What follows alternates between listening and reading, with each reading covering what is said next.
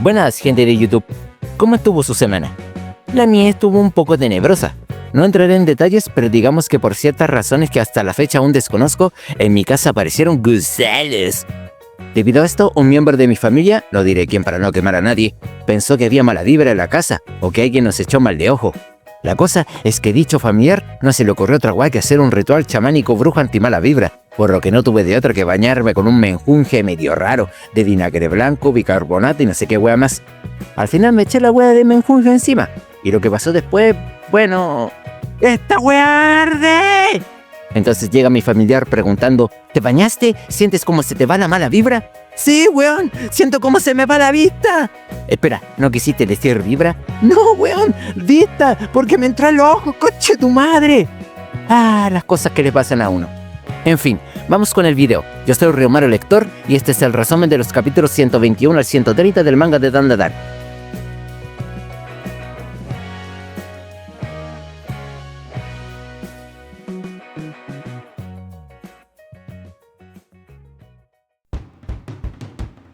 Partimos con el capítulo 121, titulado ¿Y este quién es?, capítulo en el que vemos a los protagonistas listos para jugar un partido de rugby, con Momo y Gigi actuando como delanteros, con Vamora haciendo de referee, con Seiko como última defensa, con Quinta y Eira como espectadores y bueno, Okarun como la zona de anotación. Naturalmente, la encargada de anotar no era otra que Turboabuela, a la cual Seiko provocaba. Claro que Okarun les preguntó por qué chucha no le devuelven su coco de manera normal, pero Gigi le dijo que era un sacrificio por el equipo, mientras Momo estaba determinada en detener a la gata. De este modo, la gata salió hecha un puto cohete hacia Momo y Gigi, a los cuales se pasó por el culo como si fuera la nueva iHeal 21. Eventualmente, llegó el momento en el que ambas viejitas se enfrentarían, por lo que Turboabuela decidió pasar por el flanco izquierdo de Seiko. Sin embargo, la maestra de la chancla espiritual consiguió atraparla, terminando así con la carrera de la gata. O eso es lo que pensó. Sucede que Turboabuela lanzó un cangrejo que compró en Hokkaido, sabiendo que Seiko se lanzaría para atraparlo por instinto, siendo así como la gata finalmente pudo llegar a la hermosa y sensual zona de anotación que el weón de Okarun tiene entre las piernas. Es así como Okarun recuperó su coco dorado, por lo cual le agradeció a todos por su ayuda. Claro que nadie lo pescó al weón, ya que Seiko estaba haciendo pataletas por perder. Momo estaba regañando a Gigi por no echarle weas al partido, y Turboabuela estaba celebrando por su victoria absoluta. De pronto cambiamos de escenario, y en lo que parece ser una plaza, vemos a una señora tomarse una foto frente a unas enormes puertas. Puertas que de la nada se abrieron, y de las cuales salió un weón con traje. Papucho, que además de colocarse unos lentes de una manera brutalmente sensual, llamó la atención de todas las mujeres en la plaza. Y no solo de la plaza, también de las chiquillas en el metro. Curiosamente, mientras leía un libro, notó a una señora mayor de pie cerca de él, a la cual le cedió su asiento. Posteriormente, lo vemos llegar a la escuela de Momo y Okarun, a la cual entró como si nada, y tras internarse en los pasillos bajo las miradas de las pendejas que se emocionaron por él, llegó a la sala de profesores, siendo así como se sentó junto a una de las profesoras. Profesora a la cual le dijo que se llamaba Sanyome. Es entonces que el profesor Murakami llegó preguntando por su asiento. Sin embargo, tras escuchar el nombre de ese papucho, de la nada reconoció que ese era el asiento del profesor Sanyome. Con eso dicho, el profesor Murakami le preguntó al subdirector por su nuevo puesto, a medida que las otras profesoras se preguntaban quién era ese hermoso espécimen de hombre, del cual solo recordaban que se llamaba profesor Sanyome. Seguido esto, vemos a Vamora decir lo siguiente: yo también beberé Pumpi. Sucede que Vamora aprendió algunas frases de Okarun, algo que Quinta consideró inaceptable, pero también aprendió otras de Turboabuela, las cuales Quinta le sugirió que mejor las olvide. Como sea, Momo le agradeció a Okarun por enseñarle a Vamora, ya que en su casa son todas unas ordinarias. En eso, Momo preguntó por el paradero del segundo coco de Okarun, a lo que este último le respondió que no sabía nada al respecto. Sin embargo, pensó en comprar un celular para reunir información, idea que Momo probó, pues así podrían averiguar más cosas, como cuando supieron lo del fantasma del bloque de departamentos. A raíz de esto, Quinta propuso crear un club de ocultismo, en donde pudieran hablar y reunir información, pero Momo afirmó que mejor sería hacer un grupo de WhatsApp, ante lo cual Quinta le preguntó si estaba dispuesta a seguir hablando en público sobre cocos dorados, lo cual le dio cringe a Momo. Ocaron, por su parte, sugirió que el club fuera de investigación histórica y cultural, pues el ocultismo estaba en todo, desde la historia a la comida, desde la religión a la ciencia, y también en los robots según Quinta, en los monstruos según Okarun, y en los takoyaki según Bamora, a lo que Momo no tuvo de otra que aceptar. Sin embargo, necesitaban a un profesor que acepte ser el tutor del club. Irónicamente, vemos al profesor Sanjome siendo acompañado por el profesor Murakami. Pues al parecer, y de manera muy conveniente, el profesor Sanjome había aceptado ser el tutor del nuevo club de investigación histórica y cultural. La historia continúa en el capítulo 122, titulado A ponerse con el club, capítulo en el que vemos a Momo preguntarle al profesor Sanjome el motivo por el cual aceptó ser el tutor de su club. También le cuestionó sobre la materia que enseña y cuántos años ha estado en la escuela, pues se le parecía muy sospechoso el weón, además de que su rostro no le sonaba para nada. Curiosamente, Sanjome se mostró fascinado por las ganas que tenía Momo de investigarlo, además de su atención a los detalles, por lo que le preguntó varias veces si quería conocerlo a como dé lugar, a lo que Momo le respondió de forma cortante que sí, algo que le pareció espléndido a Sanjome. Fue en ese momento que Sanjome les mencionó a Momo y a Okarun que el universo estaba lleno de misterios que él quería resolver, pero como la vida humana era limitada, se decantó por colaborar con personas que compartieran el mismo objetivo. Es por eso que aceptó ser el tutor del nuevo club de investigación histórica y cultural, bajo una condición, y era que los miembros del club debían dedicarse al objetivo de Sanjome. Con eso dicho, el papucho, que obviamente se parece a Saint Germain, se dispuso a llevarlos hasta la sala del club. De esta manera, vemos a los protagonistas caminar detrás del profesor Sanjome, hasta la parte más recóndita de la escuela. Sin embargo, por algún motivo, Momo se mostró decepcionada. Y era porque la sala del club resultó ser una puta bodega, más vieja y chica que tu abuela. Bodega que los protagonistas debían limpiar, además de trasladar todo lo que había dentro al nuevo almacén de la escuela. Debido a esto, Momo le gritó furioso a Sanjome que solo aceptaron la creación del club como excusa para mover toda esa basura, deducción que al profesor le pareció espléndida. Ante esto, Quinta le preguntó a Momo si deberían limpiar el almacén, pero Momo le respondió que ni cagando lo haría. Es entonces que Sanjome les dijo que no tenían otra opción, por lo que Bamora y Okarun se mostraron dispuestos a hacerlo, ante lo cual Momo no tuvo de otra que aceptar. Es así como vemos a todos los miembros del Club de Investigación Histórica y Cultural trabajar juntos para limpiar el almacén, todos excepto el profesor Sanjome, al cual Momo le gritó desde lejos. De pronto, Okarun le compartió a Momo lo emocionado que estaba con todo esto. También le comentó sobre lo interesante que le parecía el profesor Sanjome, pero Momo sospechaba de este, pues a pesar de no haberlo visto antes, conocía su nombre. Es en ese momento que Momo vio a una pareja besándose. Escena por la cual se puso roja de vergüenza. Sin embargo, antes de que Okarun pudiera ver a la pareja antes mencionada, Momo lo tomó de las mejillas y lo obligó a verle a los ojos, acción por la cual los dos se quedaron congelados con las mejillas sonrojadas, antes de alejarse de manera abrupta por lo incómodo que se volvió todo de repente. Debido a esto, Momo recordó la nota en la que le decía a Okarun que lo quería, misma que se molestó al verlo actuar como si nada. Sin embargo, Okarun en realidad estaba con el corazón a tope, ya que tras decirle a Bamora lo que siente por Momo, se pone nervioso cada vez que está cerca de ella, la cual comenzó a golpearlo de la nada. Lógicamente, Okarun le preguntó el motivo por el cual ella le estaba sacando la chucha, pero Momo solo se quedó callada, y en su lugar lo tomó de la mano y se lo quedó viendo fijamente a los ojos.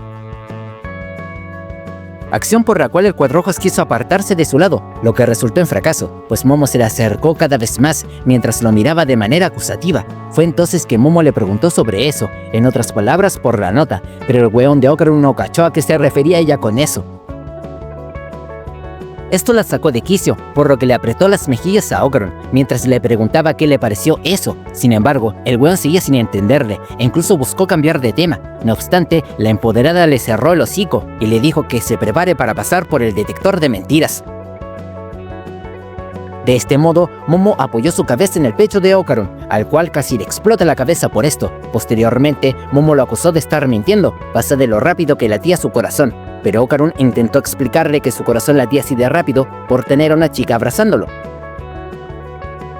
Momo tomó esto como que Okarun se pondría nervioso por cualquier chica que lo abrace, a lo que el muy weón le dijo que sí, de ahí que Momo le sacó la cresta a Okarun por ser un perro infiel, antes de mandarlo a la chucha, el cual se la quedó viendo mientras se sentía mal por ser tan cobarde frente a ella. Qué pena me da el weón, pero él solito se lo buscó, ¿no? Sorpresivamente, cuando Okarun estaba por retirarse del sitio, la presidenta de su clase llegó, solo para preguntarle si era un vampiro. La charla entre Okarun y la presidenta sigue en el capítulo 123, titulado El secreto de la presidenta, capítulo en el que vemos al Cuatro Ojos sin saber qué responder a la pregunta de la presidenta, la cual con algo de nervios quiso explicarle que le dio curiosidad ver que se parecía a un suculento vampiro. Sucede que ella fue testigo de cuando Okarun le cerró el hocico a un imbécil en el capítulo 6 del anime, y también lo vio usar su poder para cargar las cosas del salón del club. Lógicamente, Okarun le preguntó a la presidenta desde cuándo es capaz de ver ese tipo de cosas paranormales. A lo que ella le dijo que desde que recogió una bola dorada, un hecho por el cual Okarun la agarró de los hombros y le preguntó emocionado si tenía dicha bola consigo, pero la presidenta tomó esto como que Okarun se la llevaría para sacarle todo el ketchup. No seré muy detallado en esta parte porque no quiero que me tumben el video, pero digamos que la muy cochina de la presidenta ya se estaba imaginando su propia saga de Crepúsculo con Okarun. Tristemente, su película mental terminó cuando Okarun le avisó que nada de eso iba a pasar, ante lo cual la presidenta lo acusó de leerle la mente, pero le aclaró que ella dijo en voz alta todas las puercadas que se había imaginado con él. En fin, Okarun le preguntó en dónde tenía la bola dorada, y tras esperar a que ella recuperara el aliento, le contó que la dejó en una comisaría. Escuchar esto alegró a Okarun, a quien la presidenta le preguntó si sabía que era esa bola dorada. Es ahí que el Cuatro Ojos le contó que era un objeto con poder espiritual, pero como eso sonaba imposible de creer, Okarun le dijo que no le hiciera caso. Es entonces que ella confesó que sí creía en espíritus.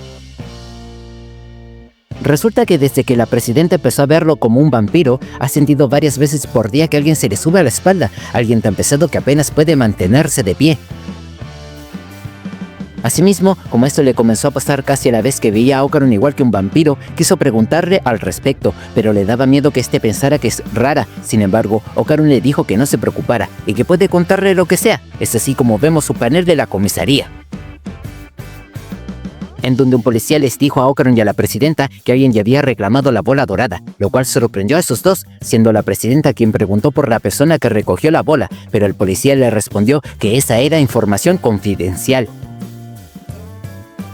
De este modo, los dos se marcharon de la comisaría. Sin embargo, no se creyeron eso de que alguien haya reclamado la bola dorada. Después de todo, ¿cómo demuestra una persona que es suya? Además, la presidenta encontró sospechoso a ese policía, al punto de pensar que les había mentido. En base a esto, Okarun dedujo que su coco todavía se encontraba dentro de la comisaría, por lo que pensó en pedirle ayuda a Momo para detectarla por su poder espiritual, pero fue entonces que algo raro le pasó a la presidenta, y por lo cual empezó a caer. La causa no fue otra que un monstruo o espíritu, que la verdad no sé cómo chucha describir, la wea fea hermano, el cual apareció sobre la espalda de la presidenta, una imagen que sorprendió a Okarun, quien se apresuró en meterse dentro de un cable de alta tensión, con el fin de reventar ese defecio mal hecho con su carrera electroespectral. Desafortunadamente, el ataque de Okarun no tuvo efecto, el cual atravesó a ese esperpento sin causarle daño. Posteriormente, vemos al grupo de luchonas empoderadas cenando, pero en ese momento le preguntaron a Momo por qué estaba enojada, a lo que esta última trató de negarlo. Fue ahí que Turboabuela quiso molestarla un poco, por lo que Momo le pidió a la gata que mejor cierre el hocico. Ante la falta de insultos por parte de Momo, Turboabuela se declaró la ganadora de la pelea, lo cual emputó a Momo, al punto de irse, a quien Seiko le dijo que se bañe, se acueste y le pide disculpas a la vieja, lo cual molestó a la gata, siendo ahí que Bamora intervino para evitar que el par de viejitas se peleen. Es así como vemos a Momo tumbarse sobre la cama, la cual estaba decaída ante la idea de que no le gustaba a Okarun, con quien empezó a tener una fantasía. Fantasía en la cual Okarun trataba de arreglar las cosas con ella, pero Momo se negaba a escucharlo. Es en ese momento que Okarun la tomó de la mano, pero cuando estaba a nada de confesarle lo que siente, Seiko le gritó a Momo que alguien la estaba buscando, siendo irónicamente el mismo Okarun. Curiosamente, con solo escuchar que se trataba de Ocaron, Momo se levantó de la cama y se puso bien bonita para su papucho, antes de bajar con una actitud despreocupada, algo que Turboabuela notó. En cualquier caso, Momo le preguntó a Ocaron qué quería, con las mejillas sonrojadas. Pero la empoderada quedó para la corneta al ver que Ocaron cargaba a la presidenta entre sus brazos, mientras le gritaba de forma desesperada que tenían un grave problema. ¿Cómo se le pegó ese dicho a la presidenta? Lo sabremos en el capítulo 124, titulado El Ombudsman, capítulo que abre con un panel de la casa de Momo, otro de la presidenta con cara de espanto, otro de Ocaron comiendo y el último de Turboabuela, la cual se estaba picando a chora con alguien. Resulta que la gata estaba amenazando a la presidenta solo porque ésta no dejaba de verla con horror. De ahí que Momo le dijo a Turboabuela que deje de molestarla, mientras Seiko invitaba a la presidenta a comer, la cual preguntó cómo chuches que todos actuaban tan normal frente a un puto gato que habla. Por extraño que parezca, la presidenta de nuevo se pasó película, esta vez con Turboabuela, a la cual imaginó como un sexy vampiro medio gato dominante, que en su cabeza estaba planeando someterla y decirle un montón de porcadas, mientras la veía con esos ojos tan sensuales llenos de desprecio. Fue entonces que Turboabuela le dijo que no la compare con un puto vampiro, ante lo cual la presidenta pensó erróneamente que le leyeron la mente, razón por la cual Momo le dijo que estaba loca, mientras la gata le preguntó por qué mierda le seguía mirando. Como sea, respecto al problema con ese esperpento que se le subía a la espalda, Seiko dedujo que era un ombudsman. En resumen, estos son espíritus de bebés que murieron prematuramente, los cuales si les dabas amor te ayudaban a alcanzar la iluminación, pero si no lo hacías, crecían hasta aplastar al humano al cual se habían aferrado. En base a esto, Momo pensó que la presidenta tenía un hijo secreto, hecho que el afán de Crepúsculo negó por completo. Por otro lado, Seiko concluyó que algo debió pasarle a la presidenta cuando era una niña, por lo que le pidió que le cuente su historia, si es que quería recibir su ayuda. Al estar entre la espada y la pared, la presidenta confesó que una amiga de su infancia murió por su culpa. Es así como vemos un recuerdo de su pasado, en donde alguien la felicita por cantar bien. Sucede que Rin, es decir, la presidenta, tenía un gran talento para cantar, por lo que una de sus compañeras llamada Mai le ofreció formar un grupo de idols con otras compañeras de su clase. A partir de ese momento, Rin comenzó a practicar con Mai y las demás, hasta que un día Mai le contó que habría una audición para Idols Junior. Audición a la cual planeaban asistir. Después de todo, Mai estaba segura de que todas juntas lo conseguirían, pero Rin no se mostró tan confiada. Más adelante, vemos a la pequeña Rin preparar algo de arroz, rollitos de huevo y pescado en la cocina de su casa. Comida que con cuidado le trajo a su abuela que estaba postrada en cama, antes de lavar los platos, lavar la ropa y hacer sus tareas. Fue en ese momento que llegó la mamá de Rin, misma que le agradeció a su hija por ayudar en casa, además de saludar a su suegra, la cual preguntó por su hijo, pues pensaba que aún no había llegado a casa, aunque la realidad era otra. En cualquier caso, Rin intentó pedirle permiso a su madre para asistir a la audición que le mencionó Mai, la cual se llevaría a cabo el domingo de la siguiente semana. Sin embargo, su madre no la dejó hablar y solo le impuso la tarea de cuidar a su abuela mientras ella trabajaba durante dicho día. Lamentablemente, Rin no pudo negarse, lo que es normal considerando su situación. Aún así, ella asistió a la práctica con sus compañeras al día siguiente, práctica en la cual Mai se mostró muy emocionada, pues confiaba en que todo saldría bien en la audición si Rin participaba junto con ellas. Sin embargo, Mai y las demás se quedaron sin habla después de que Rin les dijera que no podría asistir a la audición. Naturalmente, Mai le aclaró a Rin que no se preocupara por el transporte, ya que su madre las llevaría, pero Rin le explicó que debía quedarse en casa a limpiar, cocinar y lavar. Las chicas le dijeron a Rin que esas cosas debía hacerlas su madre, a lo que Rin les explicó que ella no podía porque trabajaba. Ante esto, las niñas pensaron que Rin estaba mintiendo o que su madre era una floja, ante lo cual ella recordó cómo su mamá se quedaba dormida sobre las cuentas. Frente a tales comentarios sobre su madre, Rin les gritó molesta que se vayan a la chucha, y que como idols valen callampa. Naturalmente, esto molestó a las chicas, que le dijeron a Rin que era mala bailando, que era una mala persona, que era una aprovechada, o sea, puras weas de pendejas lloronas. Claro que lo peor fue cuando Mai la llamó traidora. Es así como el grupo de pendejas se alejó de Rin, a la cual dejaron sola mientras se quejaban del tiempo que perdieron con ella. Es así como vemos un panel de bloque de departamentos donde vive Rin. la cual se encontraba atendiendo a su abuelita, misma que le agradeció por ayudarla, pero también le pidió disculpas, ya que por ella su nieta no puede jugar con sus amigos, a lo que Rin le contestó que no se preocupara, puesto que ella no tenía amigos con los que jugar. Además, Rin prefería quedarse en casa leyendo, o eso es lo que le dijo a su abuela, misma que se la quedó viendo por un momento. En fin, lo siguiente que podemos apreciar es a la pequeña Rin leyendo en una esquinita de su cuarto, la cual notó que casi eran las 12 del mediodía. Momento en el cual empezó a practicar su canto y su baile frente a un espejo, mientras se imaginaba a ella brillando en el escenario junto con Mai, una fantasía por la cual rompió a llorar. Qué triste la wea, pero el final de esta historia del pasado se nos revela en el capítulo 125, titulado A exorcizar se ha dicho, el cual parte de la misma manera en que terminó el capítulo anterior, con Rin practicando frente a un espejo mientras su abuela descansaba. De repente, el teléfono de la casa comenzó a sonar. Teléfono que Rin contestó, siendo así como se llevó la sorpresa de que se trataba de la mamá de Mai, misma que le contó sobre cómo su hija se paralizó del miedo, y aunque intentó animarla, diciéndole que todo saldría bien y que no estaba sola, Mai le respondió que no podría hacerlo si no estaba con Rin. Debido a esto, la madre de Mai le suplicó que fuera a la audición, una petición que Rin estuvo a nada de rechazar por su deseo de ayudar a su propia madre con la casa, pero entonces su abuela le dijo que fuera. Después de todo, ella podía cuidarse solita, y además quería que su nieta viviera sin arrepentirse de nada. Fue así como Rin aceptó participar en la audición. Sin embargo, cuando la mamá de Mai fue a recogerla en su auto, tuvo un accidente por el cual perdió la vida. Y lo peor es que Mai también iba con ella. Desde entonces la presidenta se ha sentido culpable, pues de no haber aceptado la solicitud de la madre de Mai, su amiga nunca habría muerto.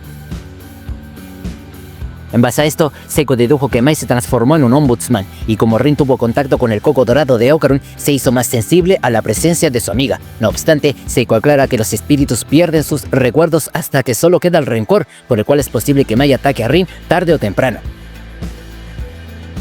En resumen, debían encargarse de Mai lo antes posible. Es ahí que Momo comentó que no ha podido ver al espíritu de Mai, ante lo cual Seiko le explicó que los ombudsman son buenos para esconderse, razón por la cual tuvo la idea de hacer salir a Mai, llevándola al sitio de la audición para así exorcizarla.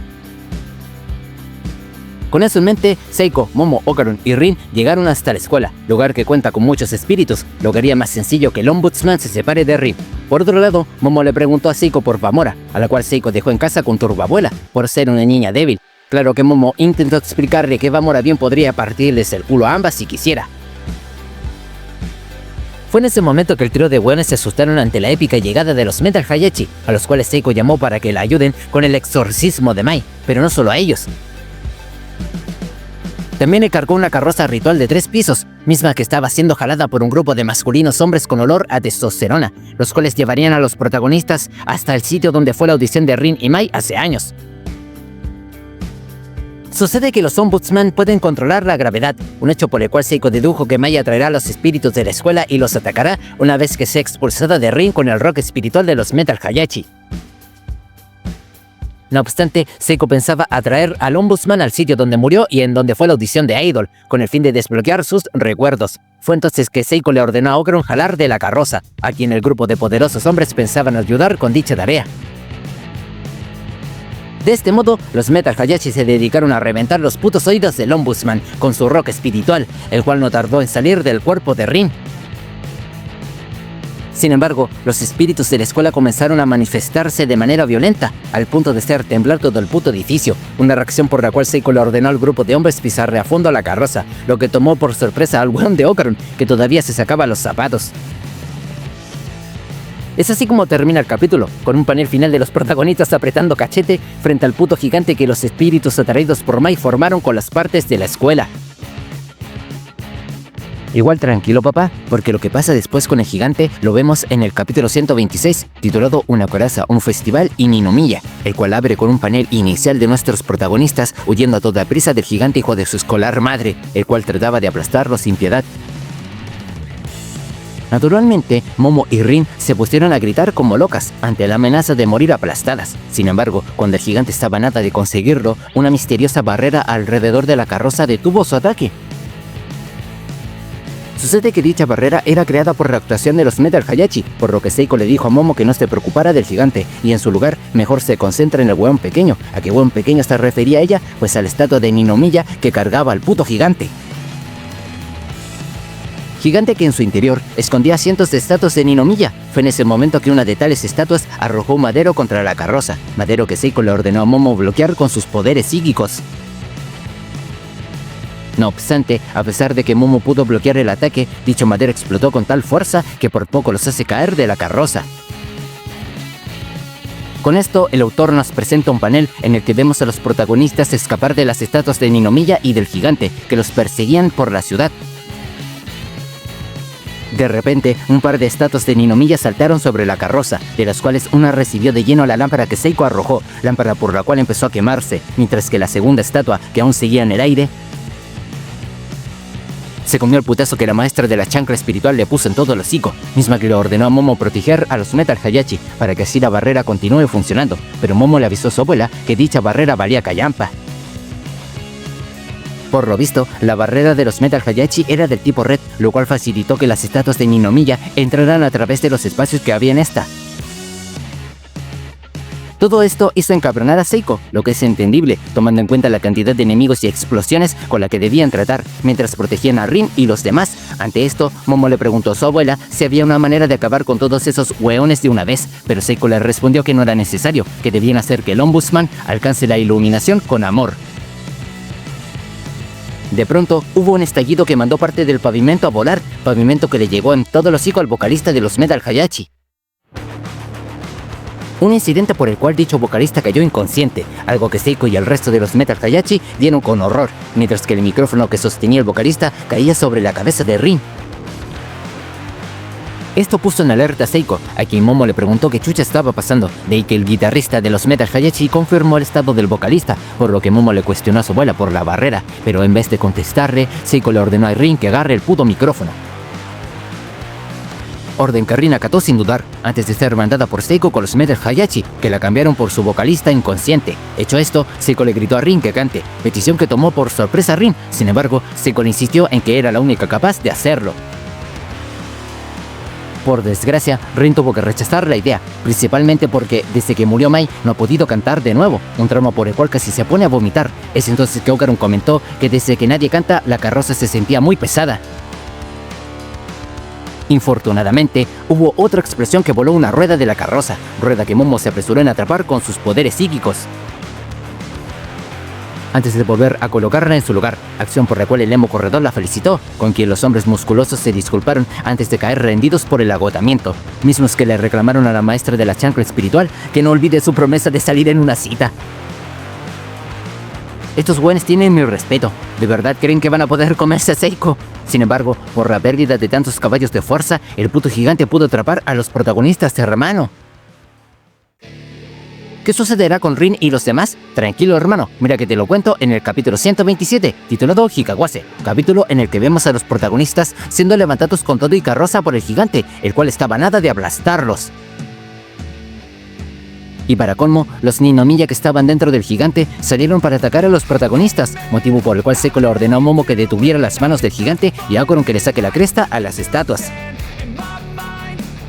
para finalmente pedirle a Rin que cante, ya que cualquiera puede hacer de Hayachi, pero la pobre estaba desesperada tratando de contener sus ganas de vomitar, ganas que le venían cada vez que recordaba su trauma, el cual le impedía cantar. Después de todo, la imagen de una Mai macabra le decía que era una traidora y que solo se burló de su sueño. No obstante, Rin le contestó que solo la ofendió porque ella y sus amigas se burlaron de su madre. Sin embargo, ella sí quería ir a la audición, pero su familia era igual de importante. Ante la frustración de no saber qué pudo haber hecho en ese momento, la pobrecita de Rin comenzó a llorar, acción por la cual Seiko la animó. Tal parece que Seiko buscaba que Rin fuera honesta consigo misma y que dejara escuchar al mundo entero sobre la ira y la frustración que nacieron después de que ella se esforzó tanto por su familia y amigos, sin quejarse ni una vez, por los cuales lo odió todo, y aún así salió lastimada, algo que Seiko consideraba una wea injusta. Es así como Seiko le gritó a Rin que cante y que sacara toda la puta rabia que cargaba en su corazón. Sin embargo, cuando la empoderada de Momo estaba a nada de llegar a su límite, vemos que una nueva barrera se extendió alrededor de la carroza, la cual mandó a la chucha a varios Ninomiya y también le hizo cagar las manos al puto gigante. Razón por la cual todos se quedaron pasmados, incluyendo los Metal Hayashi. Resulta que nuestra presidenta rockera por fin pudo reunir el valor para levantar el micrófono, antes de ponerse a cantar como la segunda Bruce Dickinson junto al resto de los Metal Hayashi, y de esa manera cargarse a todos los espíritus que los atacaban con su tremendo rock espiritual. Obviamente, gracias a que Rin destrozó las manos del gigante con su barrera, la carroza empezó a caer, por lo que Seiko le ordenó a Momo que amortigüe la caída. Algo que Momo pudo conseguir con sus poderes psíquicos, motivo por el cual Okarun la felicitó. Claro que Momo estaba más enganchada por cómo cantaba Rin, ya que la buena rockeaba como una puta diosa. Si hasta el brillo de un Super Saiyajin Dios le salió la buena, mientras cantaba con todo el corazón. Hermano, poco le faltó a la presidenta para dinamitar la puta estratosfera con su voz, pero ella en serio quería transmitirle a su amiga que posiblemente la odiaba, lo mucho que en verdad quería convertirse en idol junto con ella, por medio de su canto por el cual el Ombudsman empezó a emerger. Vamos, weón, que ya estamos cerca del final de esta historia, así que démosle con todo al capítulo 128, titulado Seamos Idols, capítulo en el que podemos apreciar a Rin tratando de romper la puta estratosfera con su canto, acción por la cual el Ombudsman salió de su cuerpo, pero no solo eso, también creció hasta el punto de hacerla caer de rodillas. A raíz de esto, Rin dejó de cantar, por lo que nuestros protagonistas se quedaron sin una barrera que los proteja. Además, el Ombudsman se hizo terriblemente grande, y con el gigante siguiéndoles, junto al ejército de estatuas de Ninomiya, no cabe duda de que estaban en una situación de mierda. Por su parte, Rin estaba a nada de morir aplastada. Sin embargo, la presidenta rockera le gritó a Mai que sabía perfectamente que le guardaba rencor, por lo que si había algo que quería decirle, ahora era el momento. Fue entonces que Seiko señaló que estaba cerca del sitio donde murió Mai, lugar que posiblemente despierte los recuerdos del Ombudsman, una posibilidad por la cual Seiko estaba dispuesta a apostar. Claro que Momo le comentó a su abuela que ni cagando creía que pudieran llegar con tantos hueones atacándolos. Incluso vemos que una de las estatuas estuvo a nada de subir a la carroza, pero Okarun la mandó a la cresta de una doble patada, por lo que Momo lo felicitó, pero también le preguntó por quién chucha jalaba de la carroza, a lo que Okarun le contó que se estaba moviendo por inercia. Por otro lado, Rin escuchó la voz de Mai, misma que en un principio quería matarla, pero entonces Rin vio algo más. Aparentemente, era un recuerdo de cuando Mai estaba viva, misma que en su momento le suplicó a su madre que la deje acompañarla a buscar a Rin en su auto. Claro que la mamá de Mai le dijo que mejor se quedara a hacer la audición, sin embargo, Mai le insistió en que debía ir. Después de todo, Mai se dio cuenta de lo mucho que Rin trabajaba por su familia y por la cual tuvo que abandonar su sueño de ser una idol. Por eso tenía que disculparse con ella, ya que si no lo hacía, no podrían volver a ser amigas.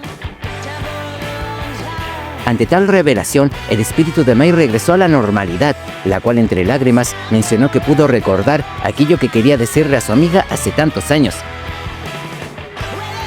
Y era que lo sentía. Es así como vemos a Mai darle un abrazo a Rin, a quien le preguntó si quería que fueran amigas, algo que Rin aceptó con gusto, mientras lloraba de felicidad. Una escena realmente conmovedora, la cual terminó valiendo corneta frente al puto desmadre que Seiko y los demás debían aguantar, ante lo cual Seiko le gritó a Rin que se ponga a cantar de una puta vez si es que querían llegar al sitio de la audición. Debido a esto, Rin le preguntó a Mai si de verdad estaba trayendo al gigante y a las estatuas, a lo que Mai solo se disculpó con ella, pues no puede evitarlo. No obstante, Mai le comentó a Rin que no se preocupara, porque aún cuenta con el poder de su canto. Es así como Mai le ofreció a Rin cantar juntas. Una oferta que la presidenta rockera no dudó en aceptar. De este modo, Rin, Mai y los Metal Hayashi armaron la tremenda tocata, hermano, al punto en el que detonaron a todos los putos espíritus con su brutal rock espiritual.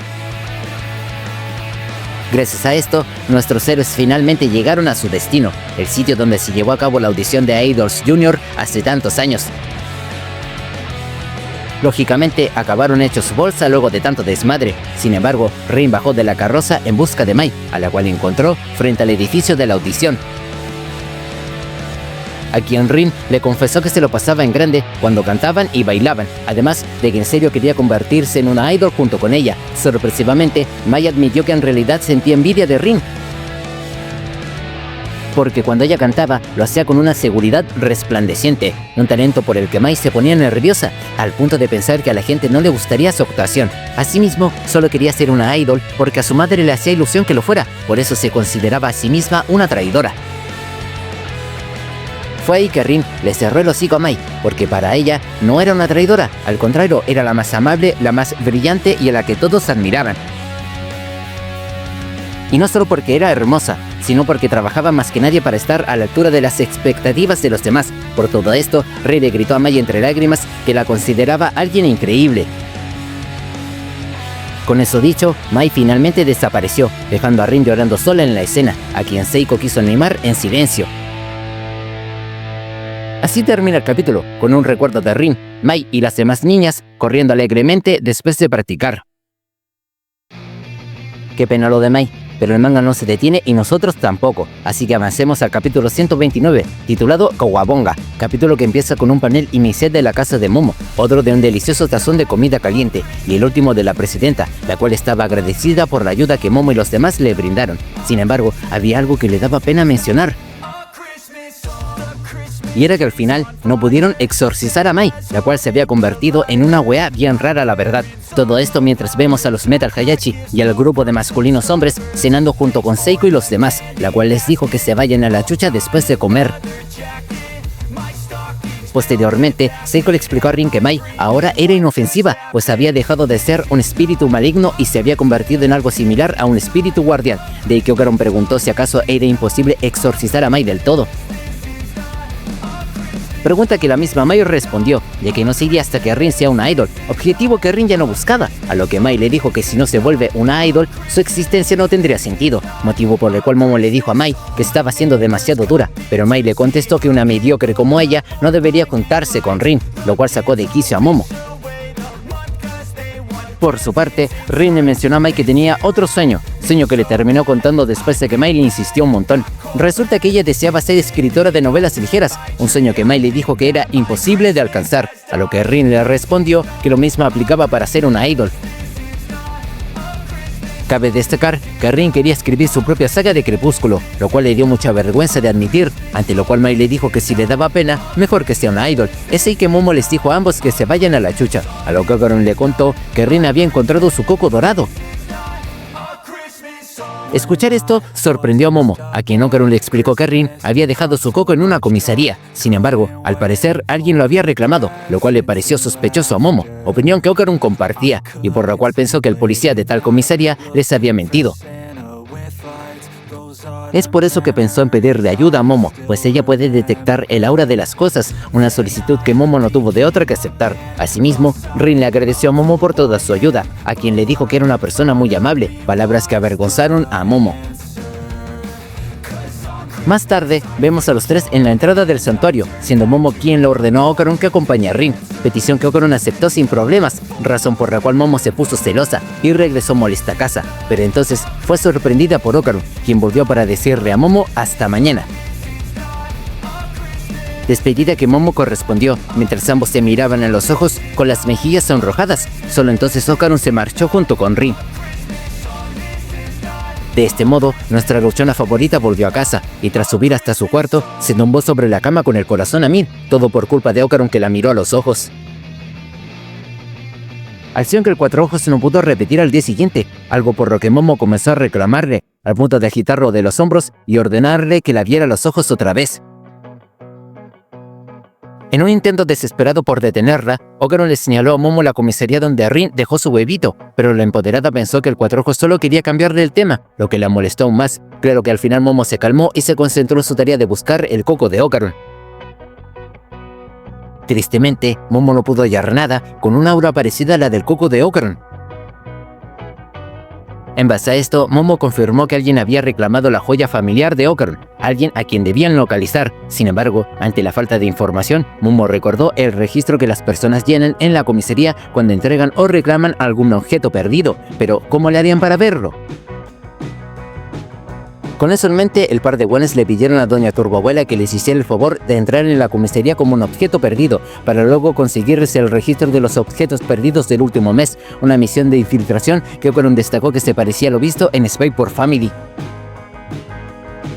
Es así como vemos a Momo y a Okarun inclinar la cabeza ante la madrina de los espíritus, misma que los mandó a la cresta por lo poco sinceros que sonaban, ante lo cual Momo y Okarun le enseñaron un par de bolsas gigantes de papas fritas y un peluche extra blandito y suavecito.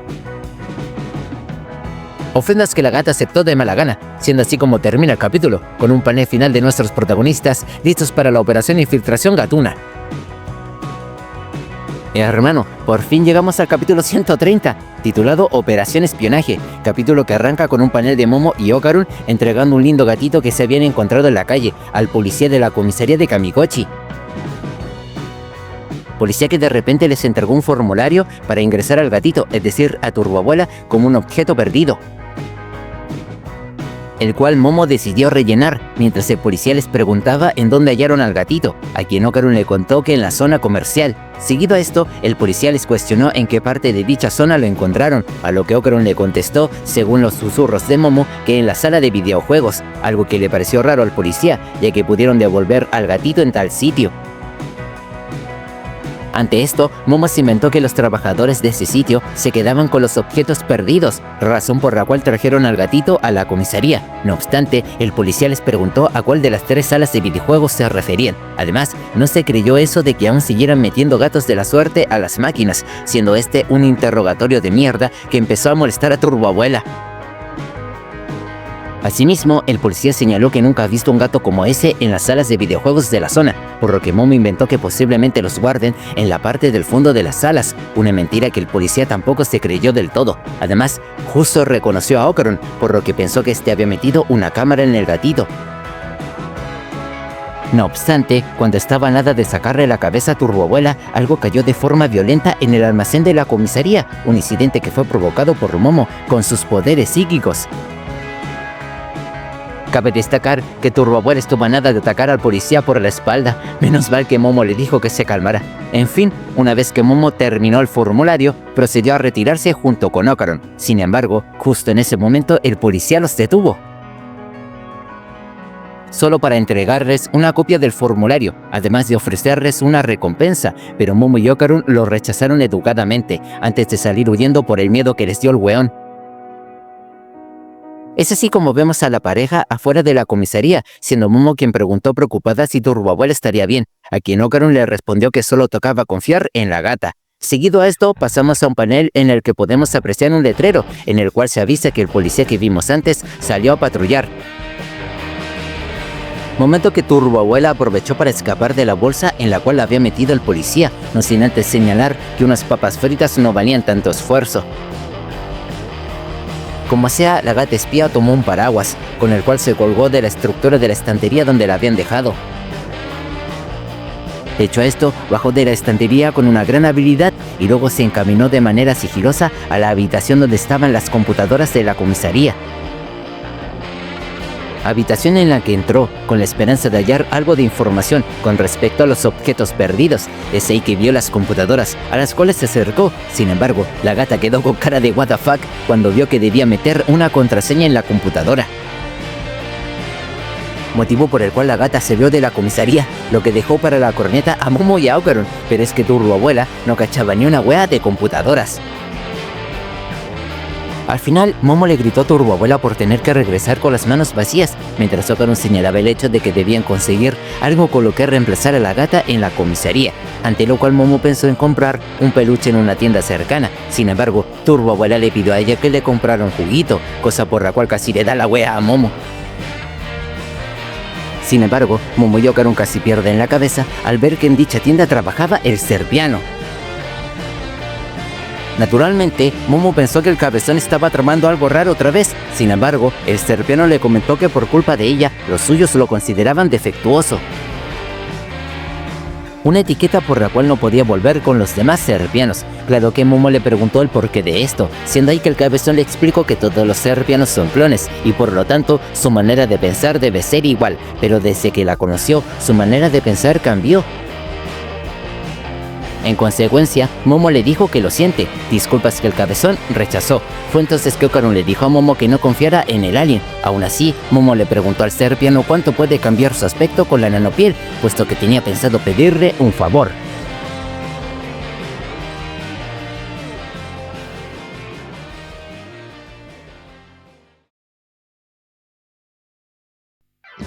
Bueno gente, hasta aquí el video, espero que les haya gustado. Puta que estuvo bueno el mini arco de Rin, sobre todo cuando la presidenta se puso a rockear. Ojalá que en el anime le pongan una buena canción, digna de Bruce Dickinson, Axl Rose, Paul Stanley y Benjamin Soto. Y si no los conocen, hermano o hermana, lo siento pero no podremos ser amigos. Igual suscríbete, weón. No, es broma, es broma. Por cierto, pido una disculpa si me escuchan medio raro o apresurado en el video, pero es que debido al incidente que mencioné en la introducción, tuve que grabar el audio en otro lugar. Igual quisiera avisarles que posiblemente la otra semana tarde un poco más en subir video, pero tranquilo papá, que entre el sábado y el domingo lo estaré subiendo sin falta. Con eso dicho, nos vemos en el siguiente video. Yo soy Romaro Lector, con su permiso muchas gracias y hasta la próxima.